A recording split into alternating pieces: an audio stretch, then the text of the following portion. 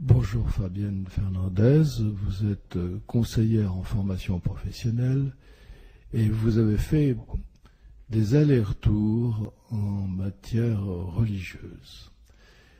Vous avez donc d'abord été convertie à l'islam alors que vous étiez chrétienne, et puis après avoir expérimenté l'islam, eh bien vous êtes revenue au christianisme. Nous attendons de vous des éclaircissements sur un tel itinéraire. Tout à fait, bonjour. Donc en fait, j'étais chrétienne, mais on va dire que de nom, c'était une étiquette, puisque dans ma famille, on ne pratiquait pas de religion. C'était simplement, on va dire, on m'a baptisée, tout ça, bon, par tradition, par habitude. Et ce qui s'est passé, c'est que vers l'âge de 18, 19, 20 ans, je me posais beaucoup de questions sur le sens de ma vie, le but de ma venue sur cette terre. Et donc là, j'ai commencé à fréquenter les personnes qu'il ne fallait pas. Et petit à petit, je me suis tournée vers l'occultisme, vers les sciences occultes. J'ai commencé à toucher un petit peu aux drogues douces. Et puis j'ai vu que plus je touchais à ces choses-là et plus j'enfonçais vers des choses mauvaises, plus j'étais de plus en plus mal, moi qui cherchais une réponse à mes questions, et non seulement je n'avais pas de réponse à mes questions, mais en plus c'était le vide au fond de moi, et j'avançais de plus en plus dans ce mal-être, jusqu'au jour où je me suis posé la question de savoir mais où est-ce qu'était la vérité, s'il y avait une vérité. Et j'en étais venue à cette conclusion, comme ça s'était imposé à mon esprit, que s'il y a un Dieu qui existe, il doit certainement exister dans une des trois religions. Donc pour moi, les trois religions, c'était le catholicisme, le judaïsme ou l'islam. Donc vous croyez, comme la plupart des personnes à qui on dit qu'il y a trois religions monothéistes. Vous pensiez donc que c'était une réalité. Tout à fait. Trois religions issues d'un même tronc. Vous croyez à ce mythe.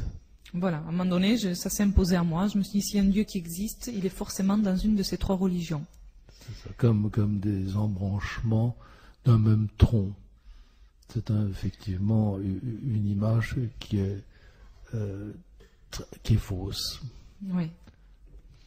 Donc à partir de là, j'ai ma tante qui est dans le judaïsme depuis très longtemps, donc je connaissais un petit peu. Je me suis dit bon, comme je connais un petit peu, ça m'intéresse pas. Donc le catholicisme, étant donné que j'avais été baptisée quand j'étais petite, j'avais fait ma première communion, même si je n'avais rien compris à ce que je faisais, je me suis dit bon non, je connais aussi un petit peu.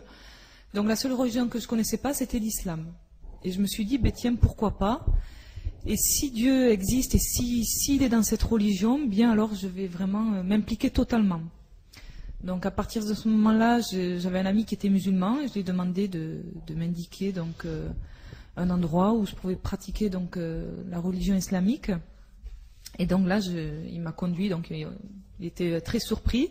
Il m'a dit je t'accompagne juste une fois et puis après tu te débrouilles. Donc je suis allée dans un centre islamique.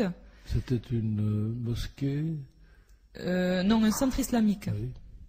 Donc j'ai été très bien accueillie, puis bon là j'ai commencé un petit peu à prendre contact avec les gens, et ce qui m'a touchée au premier abord, c'est cette communauté, cette fraternité, cette chaleur, cet accueil qu'il y avait, que je rencontrais nulle part. Et je me suis dit, tiens, peut-être que la vérité elle est là. Donc j'ai commencé à pratiquer, à prendre mes sourates par cœur, à apprendre comment faire la prière, à me voiler, enfin tout ce qu'il fallait faire. Et j'étais venue, entre guillemets, une très bonne musulmane, même un exemple pour certaines musulmanes. Et malgré mes pratiques, malgré ma bonne volonté, malgré tout ce que je faisais, je prenais aussi des cours avec les enfants, donc où j'ai un petit peu eu quelques notions de la langue arabe. Malgré tous mes efforts, il y avait toujours ce vide qui grandissait dans mon cœur, et je me disais, mais je comprends pas, parce que je fais tout ce qu'il faut, je fais mes prières, je pratique le plus scrupuleusement possible. Et malgré cela, il y avait toujours ce vide au fond de mon cœur.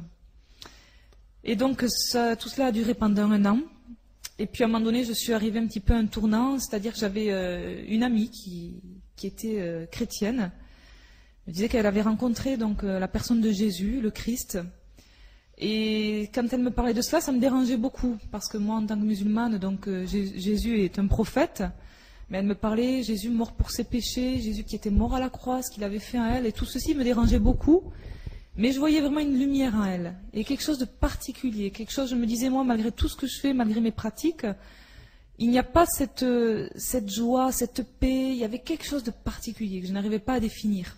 Ça m'intriguait beaucoup, mais bon, je disais rien, j'étais souvent en opposition après elle, parce que lorsqu'elle me parlait donc de Jésus, à un moment donné, on a abordé Jésus en tant que fils de Dieu, alors là, je me disais, ah non, là, c'est un blasphème, c'est trop, ça va trop loin. Et donc à ce moment-là, je continuais donc moi à pratiquer, donc aller régulièrement au centre islamique. Et puis j'ai dû prendre une décision à un moment donné parce qu'une personne qui avait des responsabilités donc dans ce centre, qui secondait un petit peu l'imam, m'a proposé de partir vivre au Liban et de d'épouser cette personne. Donc là, je me suis trouvée vraiment face à un choix important.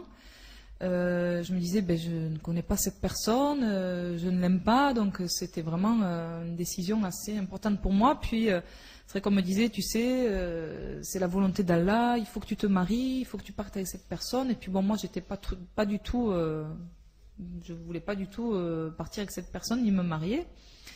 Et puis à ce moment-là, je me suis dit, bon, d'un côté il y a ma pratique, d'un côté ensuite il y a cette personne qui vient me proposer de l'épouser. Donc ce que j'ai fait, il y avait aussi cet ami qui était là, qui vivait vraiment une foi réelle, qui avait quelque chose que je n'avais pas. Donc j'ai dit à mon ami, j'ai dit, écoute, vraiment, je ne peux pas te laisser comme ça, il faut que tu te convertisses à l'islam, il faut que tu viennes dans l'islam, tu es perdu. J'étais vraiment très inquiète pour elle. Donc elle venait de faire cette rencontre avec le Christ, qui avait à peine 3 semaines. Elle était vraiment toute rayonnante, toute vraiment vivante de ce qu'elle vivait, elle débordait de joie, elle débordait d'amour. Et je lui ai dit, il faut que tu viennes avec moi au centre islamique. Donc vraiment par amour pour moi, elle est venue. Donc elle s'est voilée, elle est venue. Et là, c'est vrai qu'on a abordé à un moment donné un sujet où c'était, à un moment donné, on parlait donc avec la personne qui nous enseignait, qui nous disait, qui nous expliquait que donc ce n'est pas Jésus qui est mort sur la croix, que c'est quelqu'un qui avait pris sa place au dernier moment. Et là, mon ami a témoigné que non, que Jésus, que la Bible dit que Jésus est mort sur la croix pour nous, pour nos péchés, qu'il est mort à notre place. Elle expliquait que pourquoi Dieu avait envoyé la personne de Jésus-Christ. Et donc là, ça a été vraiment le gros chaos dans le centre islamique. Ça a été le gros clash, si on peut dire ça comme ça. Et puis bon, moi j'étais très en colère, parce que c'était un petit peu comme un affront qu'elle venait faire sur mon terrain, entre guillemets. Et là, vraiment, j'étais très secouée, j'arrivais plus à dormir, je me disais, mais c'est pas possible, qu'est-ce qui se passe et tout. Donc, on m'a dit, mais non, mais cette amie, tu peux plus continuer à la fréquenter parce qu'elle vient nous mettre le trouble là et elle vient nous enlever, nous qui sommes dans la vérité, elle vient nous enlever un petit peu toutes nos croyances et tout. Et puis bon, moi j'étais quand même beaucoup travaillé. Et c'est vrai qu'il y avait beaucoup de gens qui priaient pour moi, je les suis après par la suite. Et je me disais, mais c'est beaucoup de chrétiens. Beaucoup de chrétiens, voilà, qui priaient pour moi et je me suis dit, c'est pas possible. J'étais vraiment troublée, quoi. Donc je suis allée voir l'imam et j'ai dit, mais écoutez, j'ai commencé à poser des questions sur la personne de Jésus. On m'a dit, mais non, tu sais, dans l'islam, on ne doit pas poser trop de questions. Il y a des choses, c'est comme ça. C'est écrit dans le Coran. Tu dois pas chercher à savoir. Et puis moi, ça me satisfaisait pas tout ça. Et puis bon, un jour, donc je suis rentrée chez moi, j'ai fait ma prière donc en tant que musulmane. Et là, j'ai cru que mon cœur s'arrêtait de battre. J'ai eu très peur. Dans ce moment-là, je me suis dit, mais qu'est-ce qui se passe? Je me suis sentie pas bien du tout. Et donc là, je me suis arrêtée de prier et ces questions qui revenaient, ces angoisses et tout, mais finalement, où est-ce que la vérité? J'étais complètement, alors que j'étais vraiment à fond vraiment dans l'islam, je pratiquais tout ce qu'on me disait sans me poser de questions, mais là, j'étais beaucoup troublée. Et j'avais ce désir de lire la Bible, mais j'avais peur de me souiller en lisant la Bible. J'avais peur qu'en touchant la Bible même, c'était pour moi une souillure. Et ce qui s'est passé à un moment donné, c'est que je me suis dit, je vais quand même ouvrir la Bible. Et j'ai ouvert comme ça la parole de Dieu. Et je suis tombée sur un verset, donc me demandez pas pourquoi ce verset, je ne sais pas ce qui s'est passé. Mais en ouvrant comme ça la Bible, je suis tombée à un verset qui dit « Malheur à celui qui suit des voies tortueuses ». Et là, j'ai été vraiment inondée d'une présence et d'un amour, quelque chose d'inexplicable. Quand je parle avec des musulmans, on me dit, mais c'est peut-être parce que tu n'étais pas à fond dans ta religion ou quoi. C'est vrai que je ne suis pas restée longtemps, mais je peux vous dire que je pratiquais vraiment à fond, scrupuleusement. Mais ce qui s'est passé là, ce jour-là, c'était quelque chose d'extraordinaire. Un amour m'a envahi, une lumière, quelque chose m'a enveloppé. J'ai vécu ça vraiment une fois dans ma vie, c'était cette fois-là. Et là, j'ai été convaincue instantanément, tellement c'était beau, quoi. J'étais enveloppée comme de cette lumière, comme de cet amour. J'ai senti vraiment la présence de Dieu, c'était quelque chose de vivant. Et c'était pas, comme je dis quand je témoigne à des personnes, c'était pas juste une émotion, une sensation. J'explique souvent cette image quand on met la main près du feu. C'est vrai qu'on a une sensation, mais on sent que le feu, il est réel, il est bien là. Et là, c'était quelque chose d'aussi réel. C'était palpable, c'était tangible, c'était quelque chose de vivant, c'était la présence de Jésus qui était là. Et à ce moment-là, j'ai su que la vérité était dans la Bible, la parole de Dieu. Mais la personne de Jésus me posait toujours problème. Donc là, je me suis dit, maintenant que j'ai été convaincue de cette façon-là, je ne peux plus continuer dans ma religion. Ma religion est très belle, il y a une fraternité, il y a des très belles choses. Mais là, j'ai eu un contact, quelque chose de palpable, de vivant, et c'est ça que je cherchais. Je ne suis pas sortie d'une religion pour aller de l'islam pour aller dans une autre religion. Mais là, c'était une rencontre avec une personne vivante. Et donc, à partir de là, j'ai commencé à fréquenter donc l'église de mon ami. Je lui ai expliqué ce qui s'était passé. J'étais vraiment bouleversée et j'ai dit, je sais que la vérité est dans la parole de Dieu, dans la Bible. Donc, j'ai commencé à fréquenter une communauté chrétienne. Et chaque fois que j'entendais parler de Jésus-Christ, Fils de Dieu, non, là, c'était pour moi inacceptable. Je sortais, je ne pouvais pas supporter ça. Vrai Dieu, vrai homme, effectivement. Tout à fait. C'est la grande révolution dans l'humanité. Voilà. Et c'est vrai qu'un jour, comme j'avais aussi touché à pas mal de choses avant, vraiment j'avais besoin d'une délivrance. J'avais besoin de délivrer aussi d'oppression, de choses, parce que j'ai appris par la suite aussi qu'on avait fait de la sorcellerie sur moi, donc il y avait toujours il y avait une oppression qui était là sur moi. Il y a eu de la magie noire. Tout à fait. Il y a eu des pratiques où j'ai appris après qu'on on avait pris une poupée, ce qui symbolisant donc ma personne. On avait planté des aiguilles avec des malédictions, quoi. Et qui avait fait ça? Une dame, l'amie qui m'avait accompagnée, en fait, c'était sa mère. Ah, la mère de la musulmane? Non, la mère de l'amie qui m'avait accompagnée, qui m'avait indiqué le centre islamique. Ah oui, c'est cela. Et donc là, à ce moment-là, j'ai vraiment senti que j'avais besoin d'être libérée de puissances mauvaises. Et donc, j'ai été dans un camp chrétien où on a prié pour moi. Et au nom de Jésus, on a prié pour moi, je précise bien, au nom de Jésus, j'ai été vraiment libérée. Et à partir de ce jour-là, j'ai réalisé qu'en fait, Dieu avait donné Jésus, que c'était pas dans le sens physique, puisque là, on est bien d'accord sur le fait que Dieu n'a pas enfanté, Dieu est Dieu. Mais que quand on dit fils de Dieu, j'ai réalisé que c'était dans un sens spirituel que Dieu avait donné la personne qu'il aimait le plus, qui était le plus cher, qui était sans péché, qui était pure.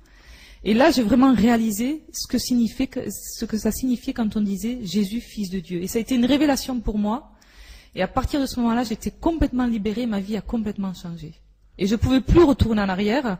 Je ne pouvais plus, puisqu'il y avait eu cette révélation, cette rencontre personnelle avec Jésus. Et vraiment, je remercie Dieu aujourd'hui, justement, de ce que je n'ai pas quitté une religion pour entrer dans un système ou pour entrer dans une autre religion. Mais la personne de Jésus, c'est quelqu'un de réel, une personne à qui on peut parler, quelqu'un que je vis tous les jours au quotidien. Et ça, c'est extraordinaire. Et je remercie Dieu tous les jours de cette révélation, de cette rencontre avec lui. Fabienne, et votre vie courante a-t-elle changé? Complètement. À tout point de vue, ma vie a changé. Même ma façon de prier, c'est complètement différent. Je ne fais plus les choses par obligation, parce qu'il faut les faire, mais je fais les choses en fait par amour. Il y a des choses que je faisais avant et que je ne fais plus, il y a des choses que vice-versa, mais je ne fais plus les choses par contrainte, je ne fais plus les choses parce qu'il faut les faire ou parce qu'il ne faut pas les faire. Je fais les choses par amour pour Dieu, parce que je sais qui est Jésus aujourd'hui, je sais ce qu'il a fait pour moi et ça a changé à tous les domaines. Je sais que ma vie est conduite par Dieu maintenant, par Jésus. Votre vie est bien meilleure. Ça n'a rien à voir. Non seulement bien meilleure, mais je sais que si demain je meurs, je sais que je vais auprès de Jésus, non pas parce que je suis meilleure que les autres, mais parce que je sais que lui l'a payé à ma place, et que par Jésus, la Bible dit que nul ne peut venir à Dieu, au Père, que par Jésus-Christ. Donc je sais que si demain je meurs, je sais où je vais, contrairement avant dans ma religion, dans l'islam, où là c'était sans cesse, si j'aurais fait plus de bien, j'aurais été sur mon paradis, si j'aurais fait de mal, j'aurais pas été au paradis, et là j'ai cette assurance. Et votre rapport avec les autres en est d'autant plus facilité. Tout à fait. Il y a une ouverture qui s'est faite. Ma vie a complètement été changée à tous les niveaux, dans ma famille, dans mon travail. C'est une transformation vraiment de cœur, une transformation de mentalité. C'est vrai que ça ne s'opère pas. Il y a des choses qui se font du jour au lendemain, mais il y a des choses qui se font petit à petit. C'est un processus, mais je ne vois plus du tout la vie sous le même regard. Et comme je dis, même dans mon travail auprès de mes amis, je suis pas non plus, j'ai pas l'esprit dans les nuages, j'ai pas la tête dans les nuages, ou je suis pas dans l'irréel. Je suis bien là sur la terre, et bien consciente des réalités de la vie, mais j'ai une autre vision des choses et ma vie a été complètement transformée et je retournerai plus en arrière. Le fardeau est plus léger. Tout à fait. Fabienne, quels conseils pouvez-vous donner aux personnes qui sont tentées par l'islam, faute de contact avec des vrais chrétiens, dans ce monde qui est très déchristianisé, Oui. et où cela effectivement arrive, comme ça a été votre cas? Quels conseils pouvez-vous donner à ceux qui sont attirés par l'islam?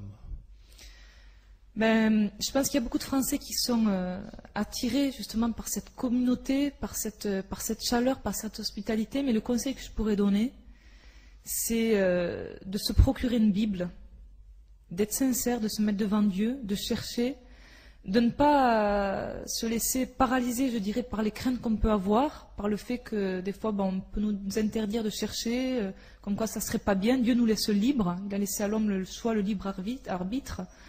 Donc j'encouragerais les gens à véritablement prendre la Bible, lire la parole de Dieu, et demander à Dieu de se révéler, comme il l'a fait pour moi, il s'est révélé au travers de sa parole.